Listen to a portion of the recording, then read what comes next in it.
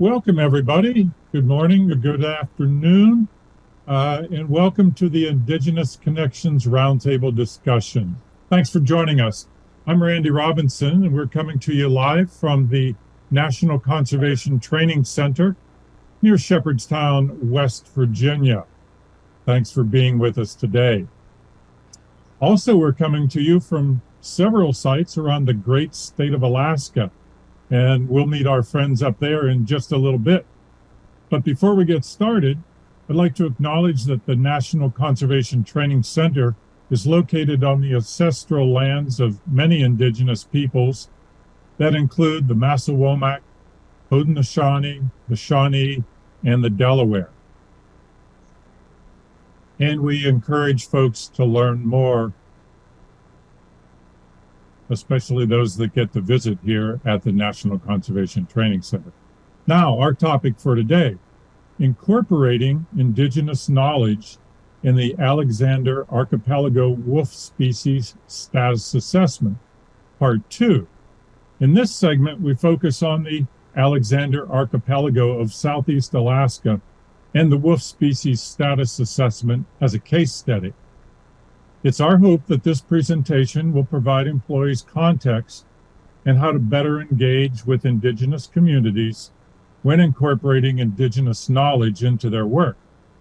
You'll hear from Indigenous Knowledge Bearers in a panel-style discussion on their perspectives in working with social scientists of the U.S. Fish and Wildlife Service. Part 1 from October 25th can be found online at www.fws.gov/broadcasts, and we'll put that link into the chat room so that you can find it and reference later on.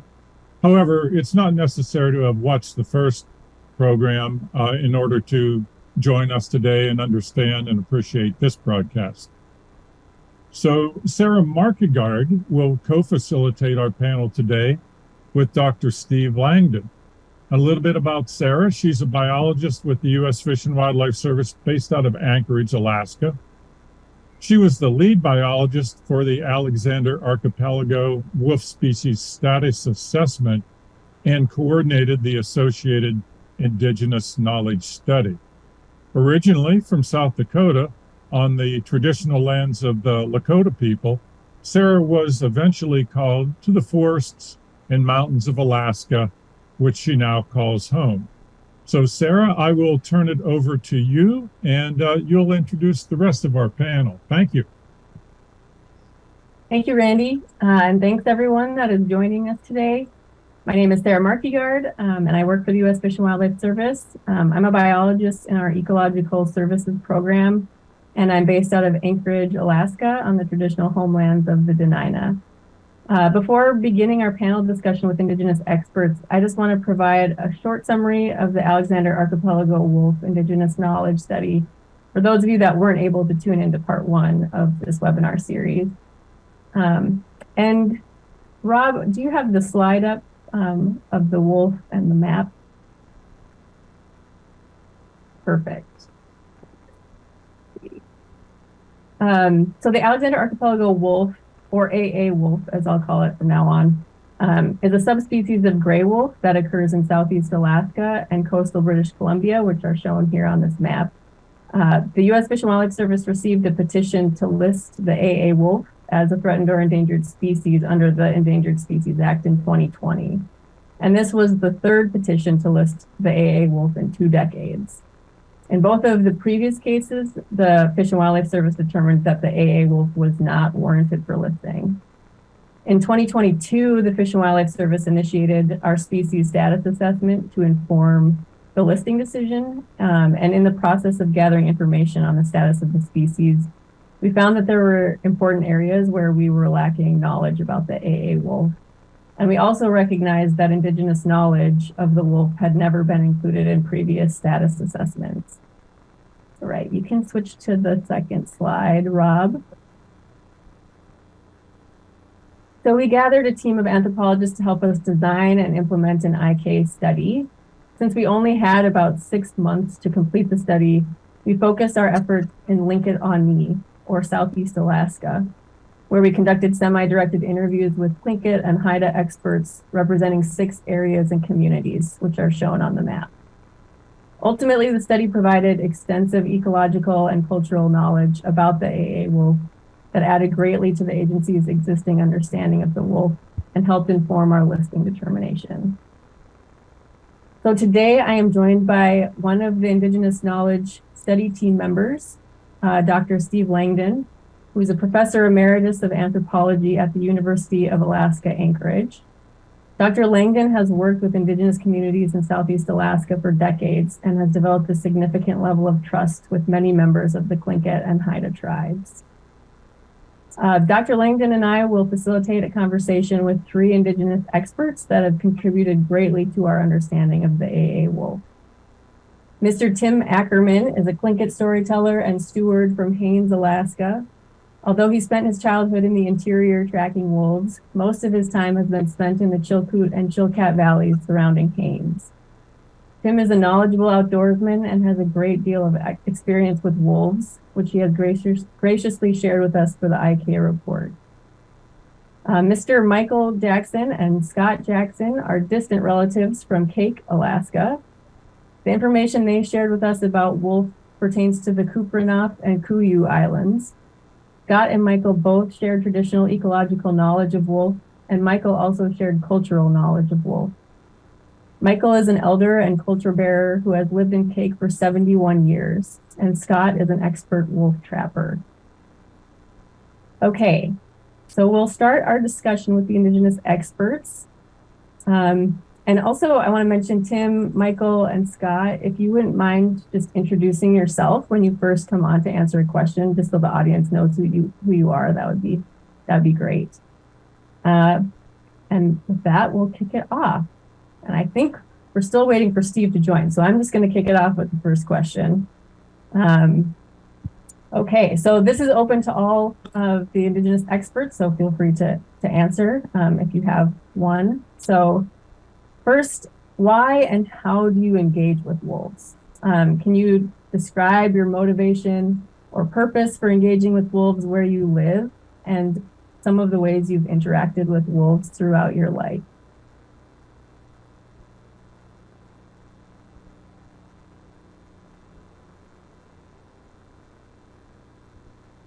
Was there an order that you would like to get us to go on? No, I think go right ahead, Mike. And like I told you guys before, I have 2 hearing aids, primarily from hunting and growing up in a village where we never had ear protection other than paper that we put in our ears if we were shooting too big of a gun. But growing up around wolves, could you just repeat the question real quick, please? Sure, yeah. Can you describe kind of your purpose for engaging with wolves where you live and some of the ways that you interact with wolves in your life? Growing up here in our village, and currently it has 550 people, 75% which are Tlingit and some Haida. The only time I ever left the island was to get my education and graduating from Morgan State University in forest management and engineering. I grew up with wolves, literally and figuratively. And I remember times when we'd go hunting, we'd call in the deer, but wolves would also come up. But also traveling with my father and extended family. I had many, many uncles that we engaged in hunting, fishing, and trapping. And each clan had their own territories, and they still kind of run by it. But when we were traveling through the waterways of Kiku Island and Kupreanof Island, they would tell us what wolves and what packs of wolves traveled in those watersheds. And we know, and they showed us how the wolf packs were kind of separated by mountain ranges, and they told us what watersheds again were those different watersheds. And when Steve was asking about them, I told them what sections of the different wolves of the topography that Kupanoff Island had just say. But growing up around wolves, we knew them intimately, and they have a part in our lives because they kind of controlled, as we do, try to control them. They control the bounty of the deer and moose that we have.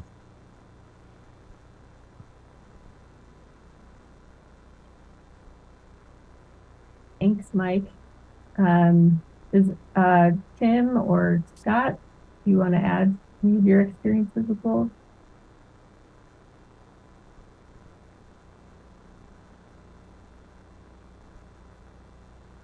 Hi, Sarah. Hi. Can you hear me? This is Scott Jackson. Yes. The why of the whole situation for me as a hunter, subsister, is, you know, it goes back over 20 years ago. Like, we used to have to go to Admiralty to subsist all of our deer. And I lost, well, the whole community lost a Hall of Fame coach. They lost my cousin. They lost our family friend. Crossing that waterway was a very, very sad January, New Year's Day, over 20 years ago, by my recollection. But the whole story started back then for myself and my brother, and to learn the trapping, the ins and outs of trapping, because in our minds, we shouldn't have to cross a dangerous waterway to go and subsist for our deer to fill our freezers. So the whole story started back then for myself, as we started to learn to trap wolves. But as I started to learn certain techniques, the how not to do something, but the whole operation for us came down to partnerships. The partnerships with the wolf patrols, and I have a bunch of friends on Prince of Wales that come and help me sometimes, and I've been mentored by a guy named Elijah Winrod, and he really helped in my push to try to help control a population that was out of control. And when I say that, it's because a lot of our wolves for about 5 to 10 years were really mangy, to where there'd be hardly any hair on the tails and a lot of hair on the sides are pulling. And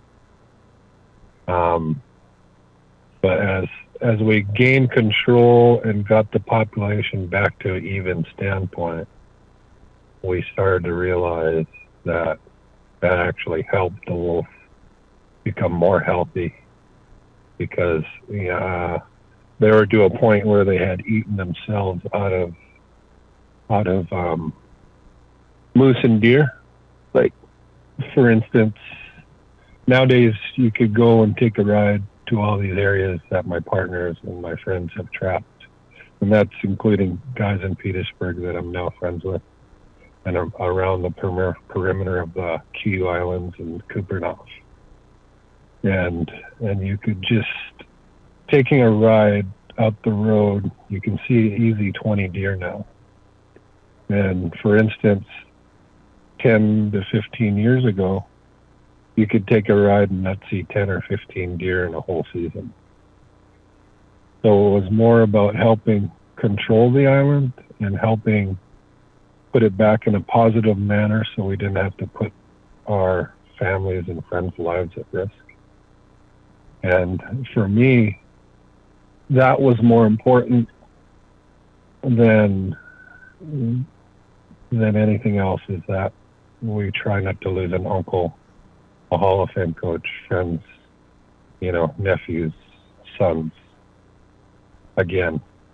But I just want to say, it doesn't take away from the danger that these trappers put themselves in, even because they get deadlines to have to take their traps out, and if they're not taken out, they get fined. So my friends still take that danger and they travel the 50 miles to come help me. Rain, snow, freeze, because we have deadlines to do our checks. So I just want you guys know as the panelists that the dangers are still there, but they're there in a different manner. You know, it's just a few guys risking lives and packing steel and, you know, being fur barriers. But I do want to say that we do use the fur in a positive manner. I'm a sower and a tanner. I tan sea otters and wolves and every fur barrier you can think of, but we use that in our garment quality traditional fur sewing. And I just want to say that it's like we're subsistence trappers. We trap to create a positive in the subsistence way of life. So I hope everyone can understand that where we come from, or where we have come from, and that's the beginning of why, and the reasons why we trap is to see plentiful freezers, especially with the way things have gone in our world in the last 10 years. Thank you for sharing that, Scott. Tim? Thank you. Anything else? Sure. This is Mike. Just a real quick reference to my experience with the wolves in the Kupanoff-Kiyuu Island. We had a working relationship with the wolf packs because of trapping and hunting with our own population. And not until 1962 did the industrial logging come among the Kupanoff-Kiyuu Islands, where it also brought in hundreds of loggers from down south. With the loss of habitat and environmental pressures, along with the over on Kupanoff and Kiyuu Islands by the loggers, it knocked all the logging, or knocked all the our deer off the islands. So they had to close the hunting, where the place that remained open was Baranof and Chichikov and Admiralty. That's where the danger started of people going across. So I just wanted to reference what Scott said, that pressure and environmental logging causes the wolves to disappear. But thanks to Scott and his friends that are doing the trapping of the wolves and maintaining that population, that we're having a rebound of deer and moose. Thank you. Yeah, thanks for that context, Mike. I think that's important for people to know that too. All right, Tim. Yeah. Hello, I'm Tim, and I'm living in the northernmost reaches of the archipelago here in Skagway Haines area. And I've been around, you know, the Skagway and Haines and Juneau area for quite a while, and spent some time up north in the interior. Very interesting interactions with wolves. You know, of course, where we trapped when I was a kid was up north, and the wolves were pretty smart to the traps and everything that we set out, but I was only like 11 years old, so it was a lot to you know, try to trap those wolves up there. But interesting, we've had a trip that we took down the Gulkana River, and bull moose swam across in front of us and got up on the opposite bank and trotted off into the brush. And then we camped out maybe 100 yards south of where that bull moose crossed, and we could hear a pack of wolves down river, probably about 5 miles, howling. And then probably 10 minutes later, the second part of the pack was right across from us, howling in the woods and carrying on. And you could hear them, but you can't see them. They were so close proximity. And what we happened across was the wolves were hunting that bull moose, and there was 2 different packs chasing them there. So it was a pretty interesting kind of terrifying for the younger kids that were with us. But yeah, it's just a good experience. And I spent a lot of time in the Haines area here, working for the Fish and Game as a Tech 3 stream surveyor. And in my travels, we notated every track, every animal, every fish that we saw all throughout the whole season. So it was observations, if you will. And a lot of that information we put down in books every single day as we're surveying every tributary and waterway and where the salmon spawn, and winter and summer. And so I spent like 20 years in Juneau, and that was rather interesting because I was an avid deer hunter, as a lot of people are. And this is probably back in the early 80s. And we knew the population of the deer from Douglas Island to the mainland.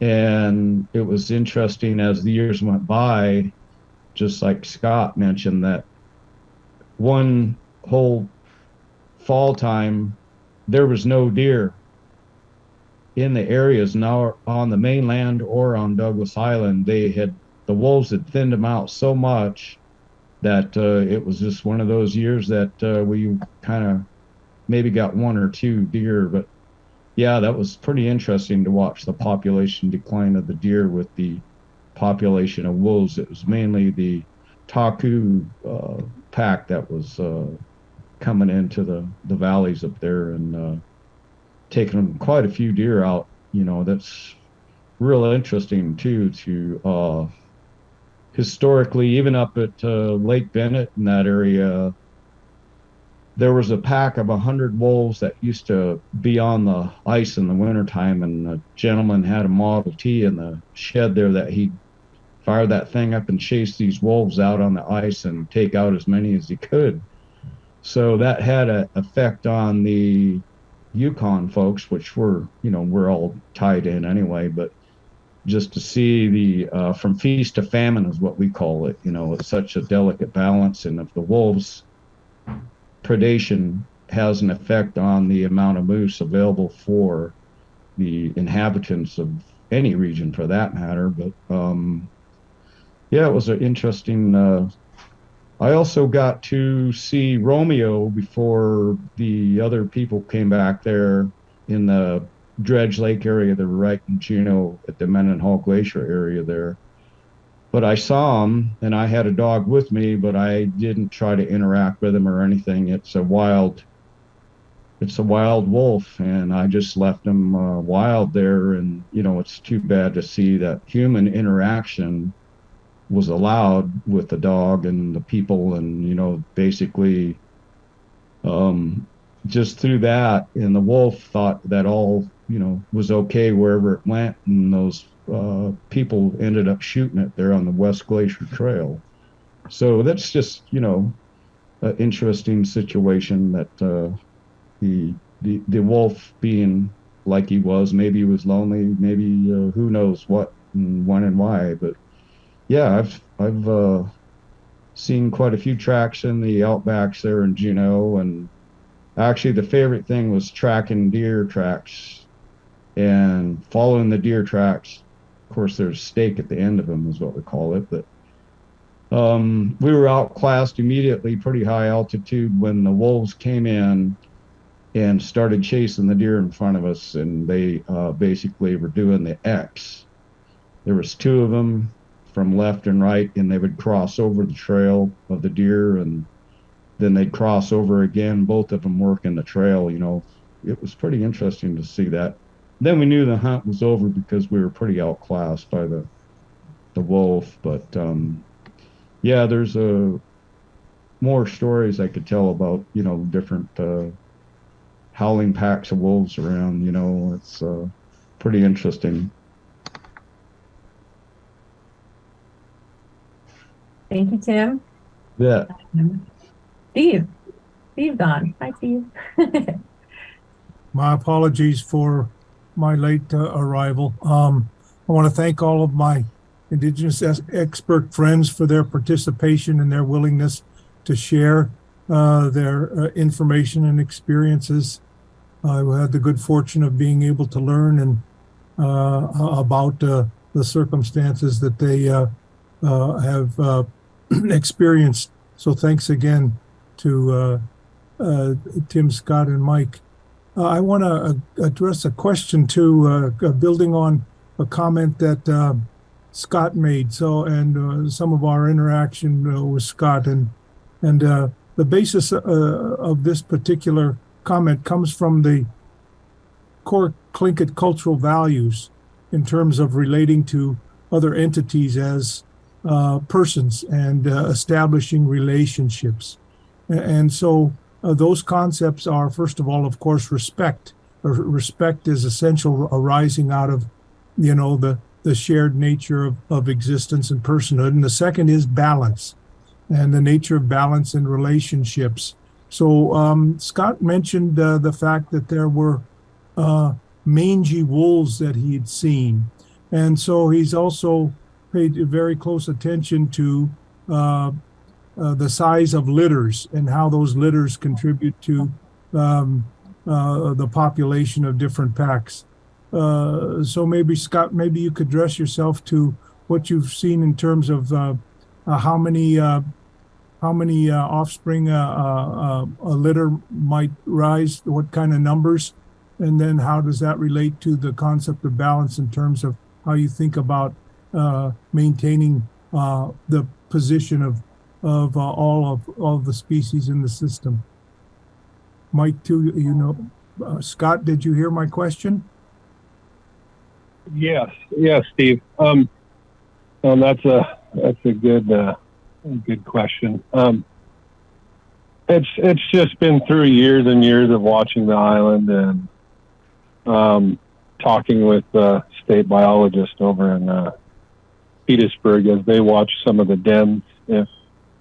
And honestly, we have a working relationship with the biologist. If it looks like it's maintained and in good balance, he'll talk about it. If it looks like we just need to do a little bit of controlled trapping, we call it maintenance trapping, then we'll kind of just do a few traps here and there. But I have friends and pilots that watch, and if it's looking like they need to be a little bit more than maintained, they help me with that. And the other thing is, if you watch the beaver ponds and the beaver dams, and we have lots, like Mike's in charge of a big, he works for OVK, and they have a big maintenance road crew that they run.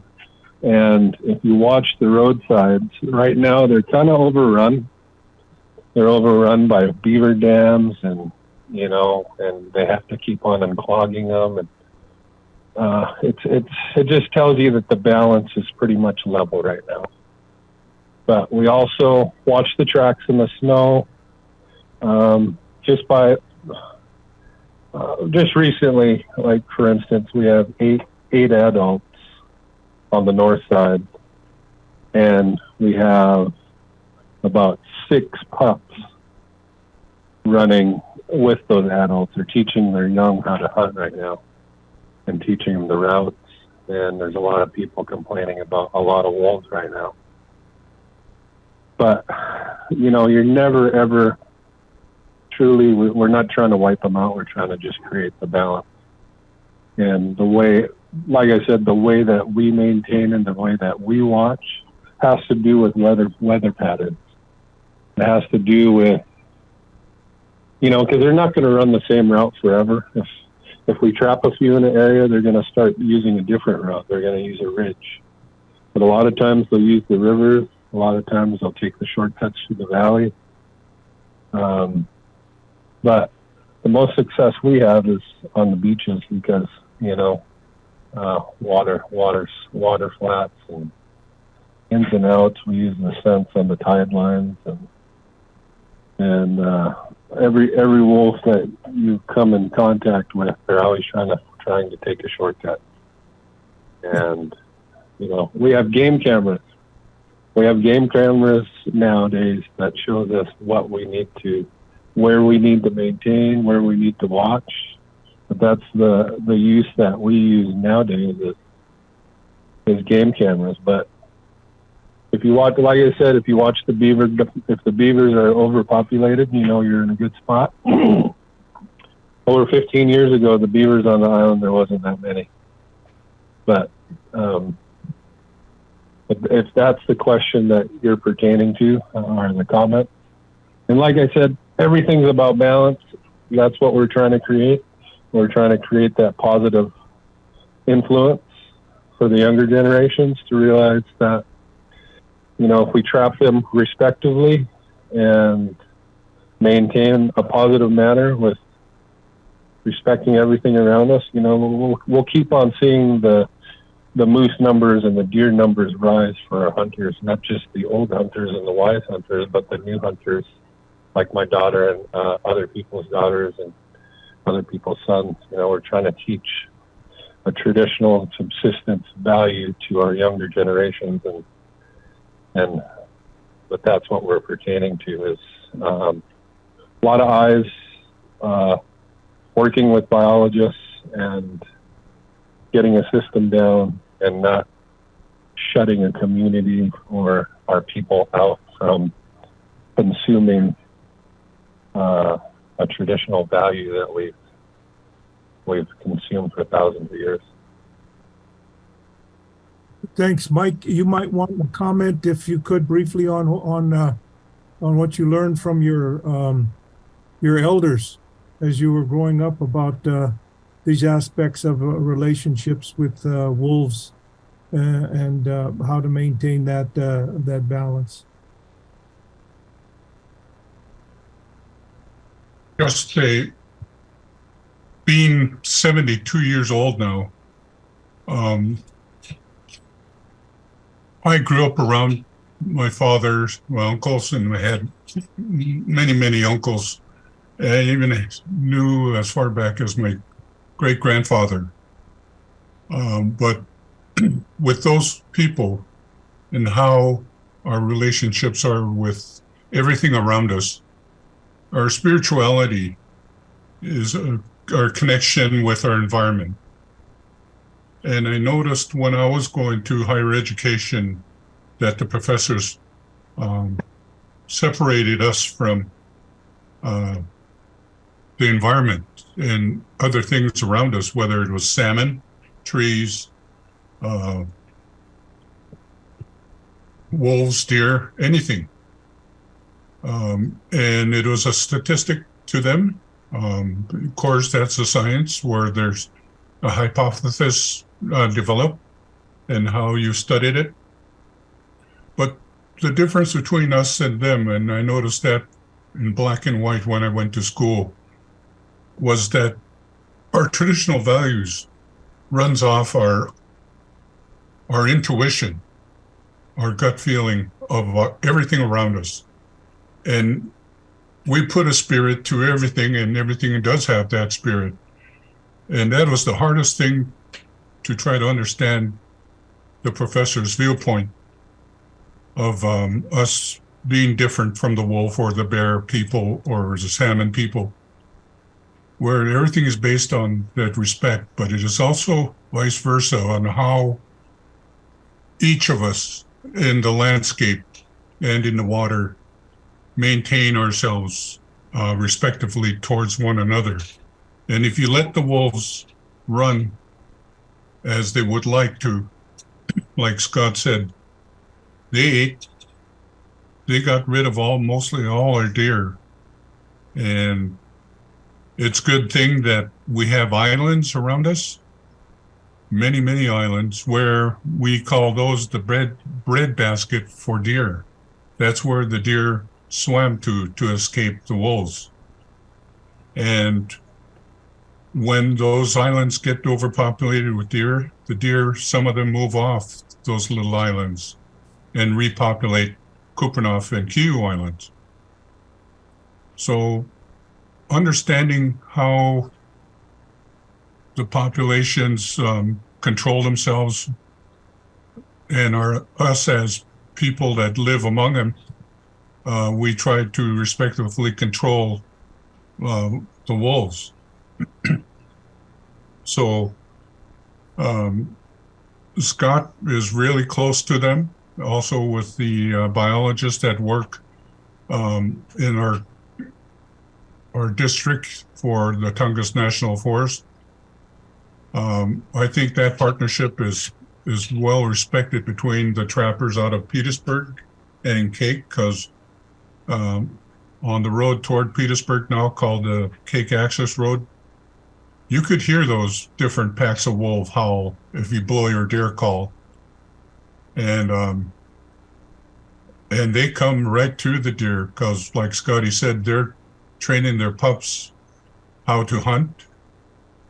And everybody's out there hunting the poor deer and the moose.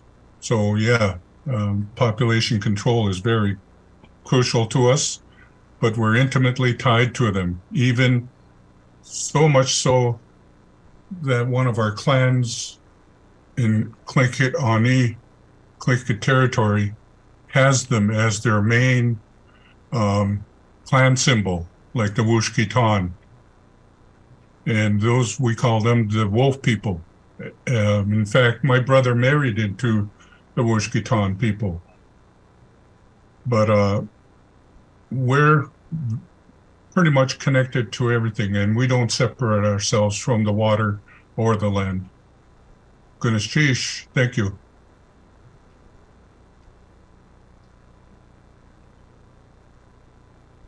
Thanks so much, Mike. I'm also curious to hear a little bit more from Tim about your experiences with these Alexander Archipelago wolves, as we call them, and also some of the interior and,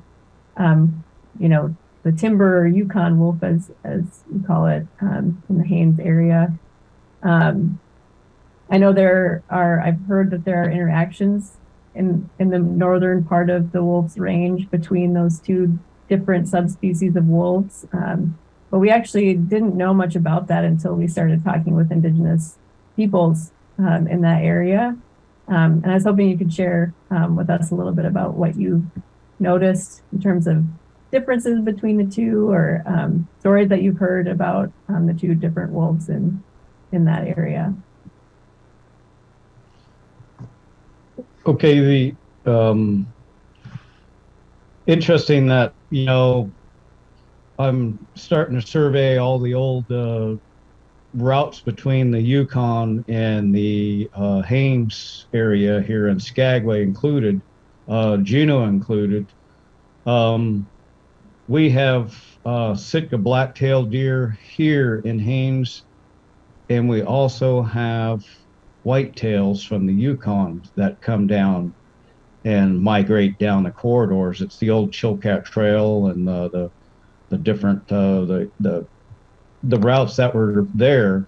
There's multiple routes that all the wolves can come down from the Yukon and mix with these wolves that are here in the Haines Skagway area, and also the same with the Taku side, the trail that goes up the Taku all the way to the Teslin, or if you want to go to Atlin. I was just there last year.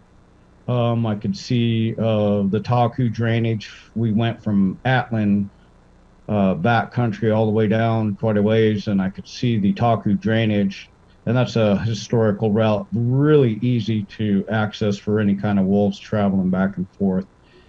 And the Skagway side too, as well, is a fairly easy access for the wolves to come down and from Carcross and make that crossing over to Haines here. So it's a pretty good variety. I've noticed the black wolves up here, they're subsisting on fish. The late runs that we have come up, dog salmon in particular, because we've seen two different black wolves sitting beside the river fishing, and the fish, of course, come through the shallows and they're easy catch for these wolves.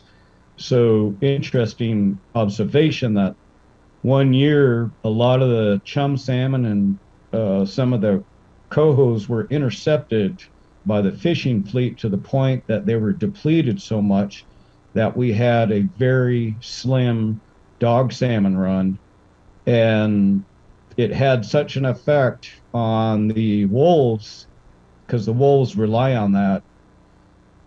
And the lady was walking her dog 20 miles up the highway out on the river flats, and this wolf came out of nowhere, attacked and killed and broke both dogs that were there. The wolf broke their necks, and this lady was hitting the wolf trying to make it stop, and the wolf just consumed the dog in front of the lady.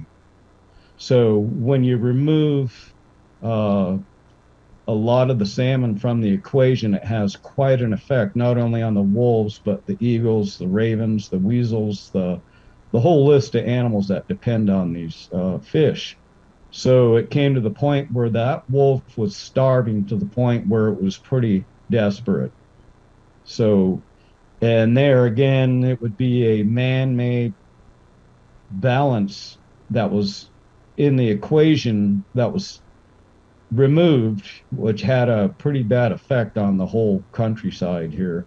So that was included in my last report when I was on the Southeast Alaska Subsistence Advisory Board for the feds.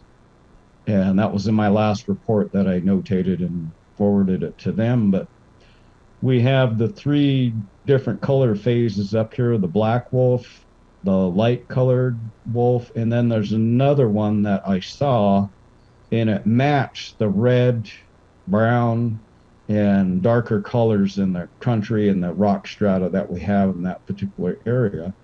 So it was pretty interesting to see that difference in all the colors. It's just something that I just, take notice of. And also just like 2 weeks ago, we had a moose up here that ate some kind of browse and it just dropped in its tracks. The whole cow moose did. And it was a neurological effect, whatever this browse was. It might be imported like some of the trees that were imported in here. But anyway, it took it out. It was just laying there dying. We had to, Fish and Game was out of the town. So we went out, put the moose out of its misery, and then we had this whole moose to get rid of. So I took it, put it in the truck, and then we drove probably about 20, almost 30 miles out of town, put it on the river, remote area. And the first night, the wolves and the coyotes had their share, and I'm sure some of the eagles and ravens came in. And I noticed the tracks the next day when I went out there, and I put a game camera up there. And we had at least 6 brown bears, a sow with 3 cubs, and then there was a single boar. I think he was just waiting his turn.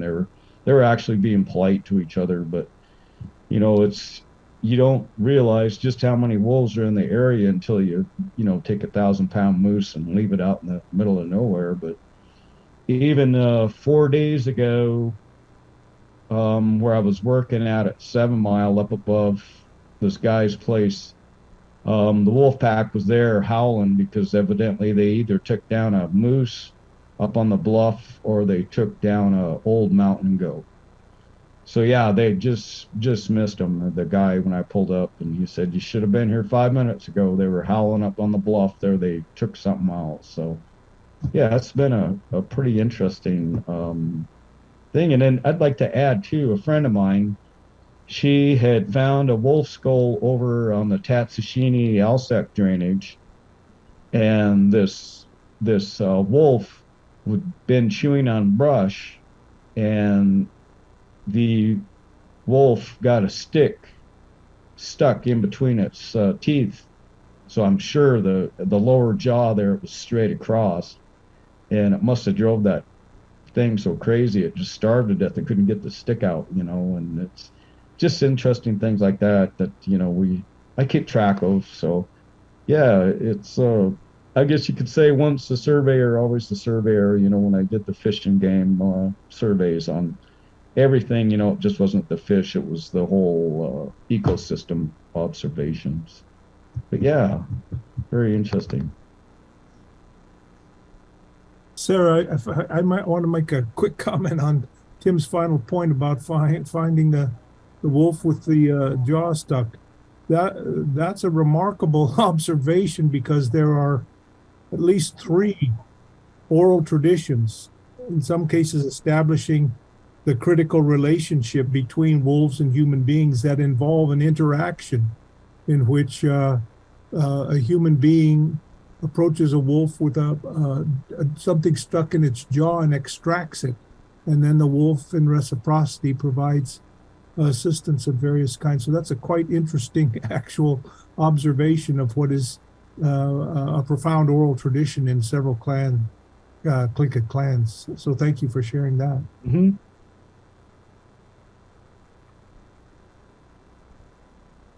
Yeah, thank you. The last couple minutes, I think it would be great if we could have the Indigenous experts talk a little bit about your perspective on an experience with our U.S. Fish and Wildlife Service process for making a decision to list or not list the wolf under the Endangered Species Act, and kind of your experience also with this Indigenous knowledge study. Just curious if there are any challenges that you want to point out, or any important benefits that you think that you want to share about this Indigenous knowledge study, and including Indigenous knowledge in our decision making. Yeah, so I'll just open it up to anyone who wants to comment on that.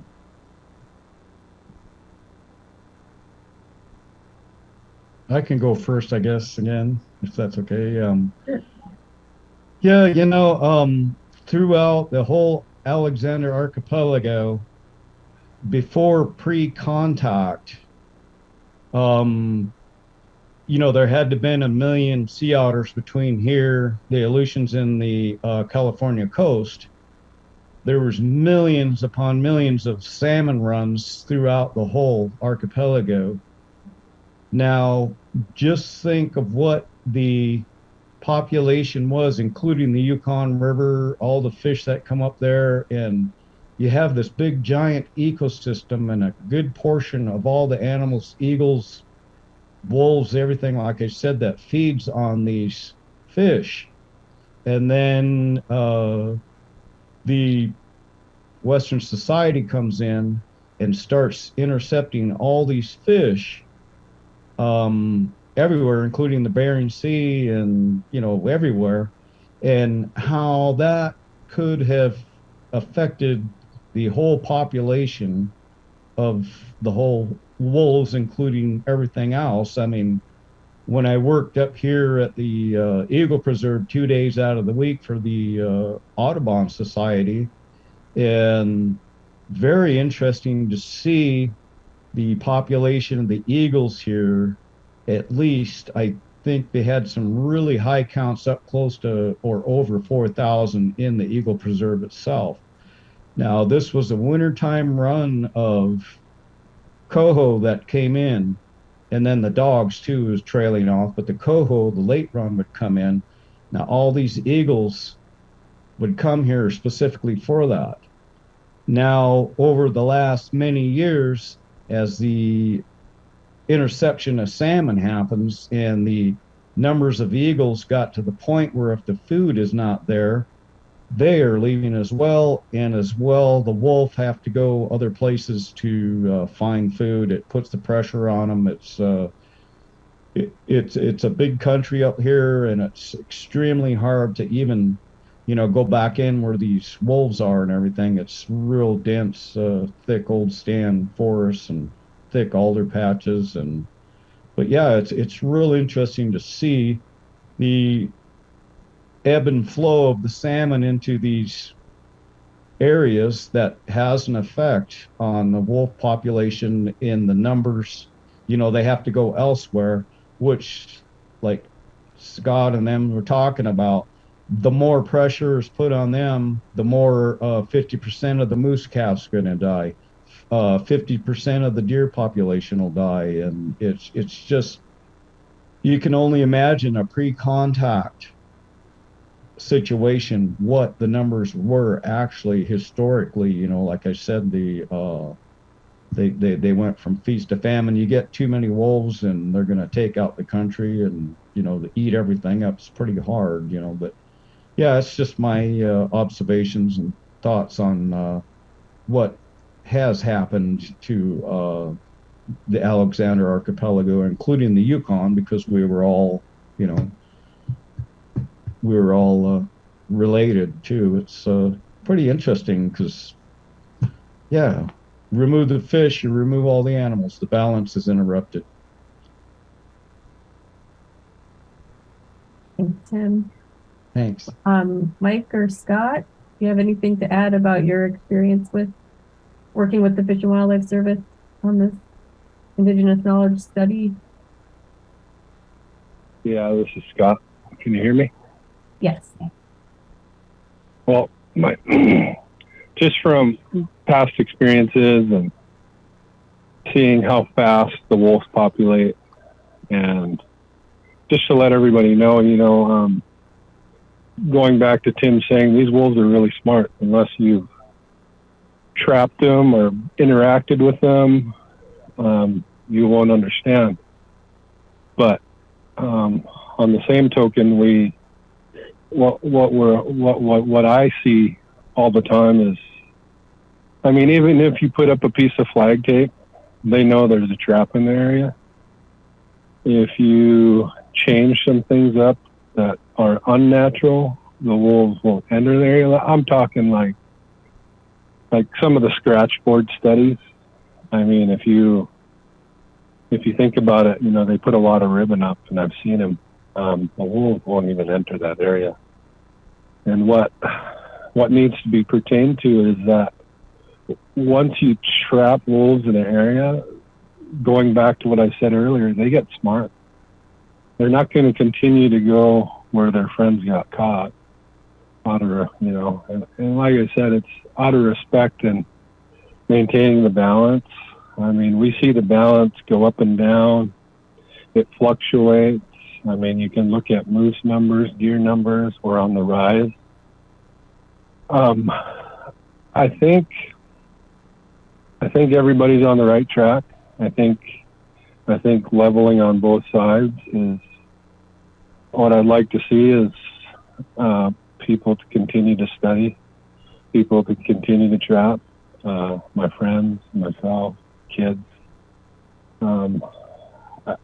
I have a hard time seeing it go on the endangered species list, because they're changing their paths all the time also. And as we have to change and find, you know, like I said, we see and we work with biologists. That's how we maintain the balance. And like I said, we don't want to see the balance go too far down. But we sure as don't want to see them get blown out of proportion either, like we've seen on Prince of Wales. I mean, just by looking at the state numbers, how the deer fluctuated on Prince of Wales, that was a big thing. And I mean, I can outright say that I don't want to see it on the endangered species list. And but I think, you know, maybe some surveys of families in the area southeast, how it's affected their households in positive manners.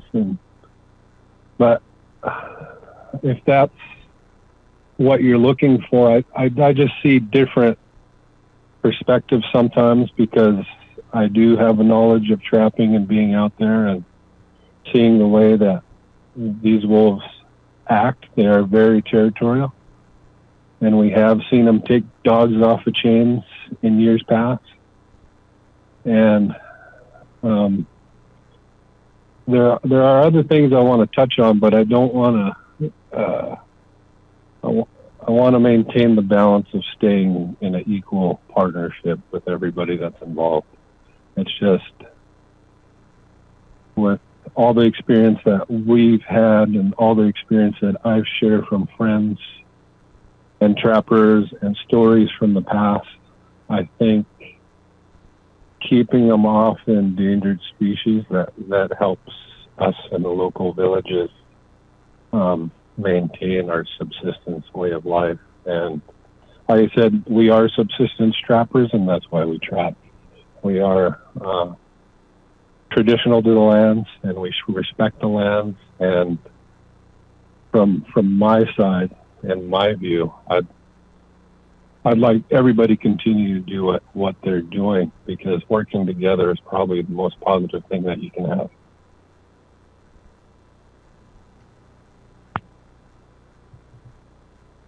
Yeah, I think the way I heard about the proposal for classifying our wolves as an endangered species, the first thing that came to mind was how much of an impact the wolves already have on us, but also trying to control them to create a balance respectively. And I think Scott and Tim, on the way they maintain that in their observations of the different packs, and what I remember our parents or uncles or grandfathers talked about it. But I enjoyed working with Dr. Langdon because he had a real good knowledge of how our Tlingit values, Haida values are in relationship to respect for everything, and trying to maintain a good balance, even so much as our speeches in our ceremonies of the eagle and raven, maintaining that balance.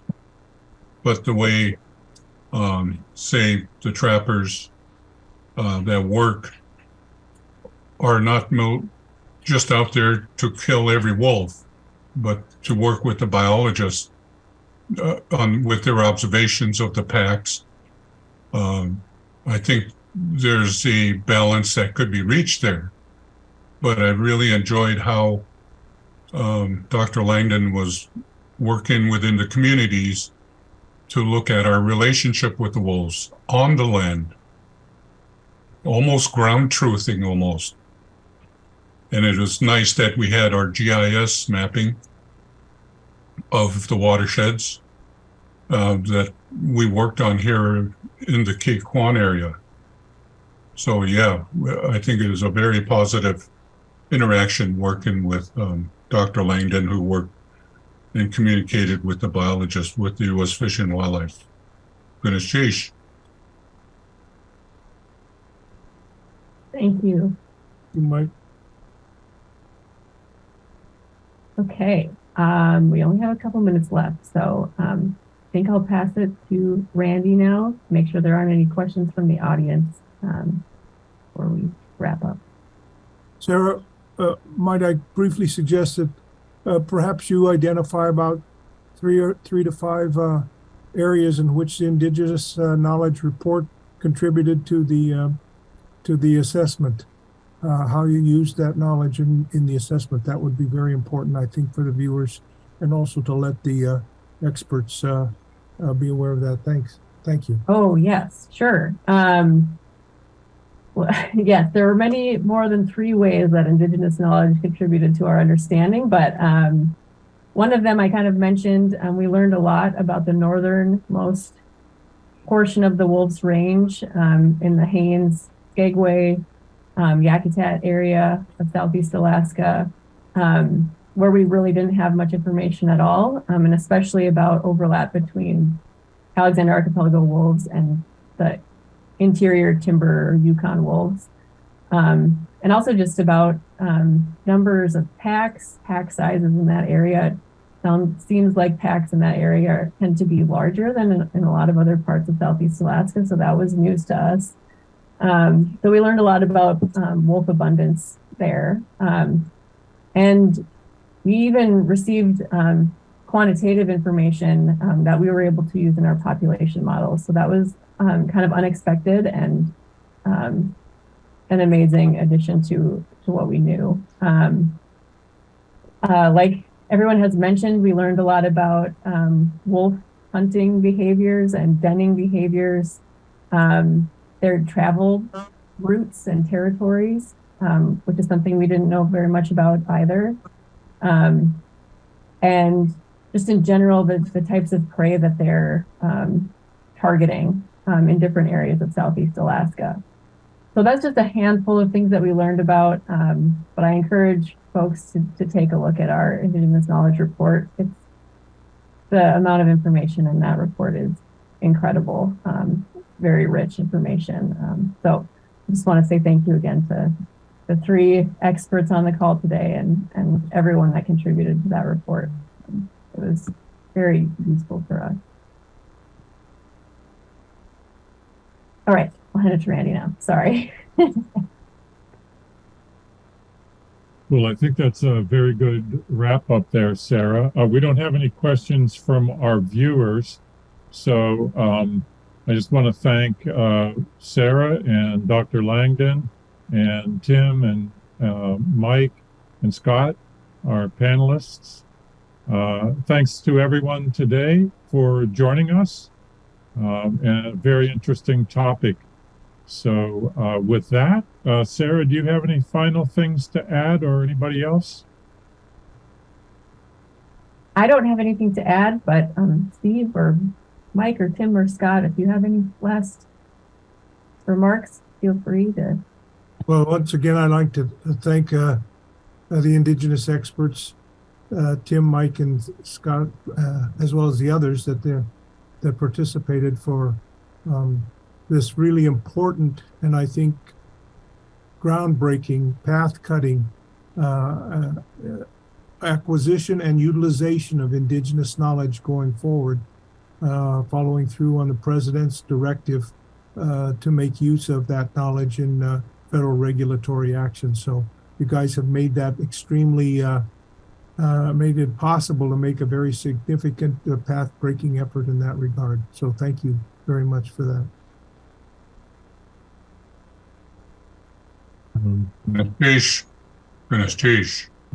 If I may, from Sea Alaska Heritage Institute, I'm Chuck Smythe. We helped administer and develop this project with the Indigenous knowledge experts and the 2 scholars. So I would like to thank them and the experts and the Fish and Wildlife Service for reaching out to us to help with this project, which is very significant as the first one that's been done, used in a SSA countrywide, and we hope that it is the first of many. And I just want to thank everybody again for making this a successful project.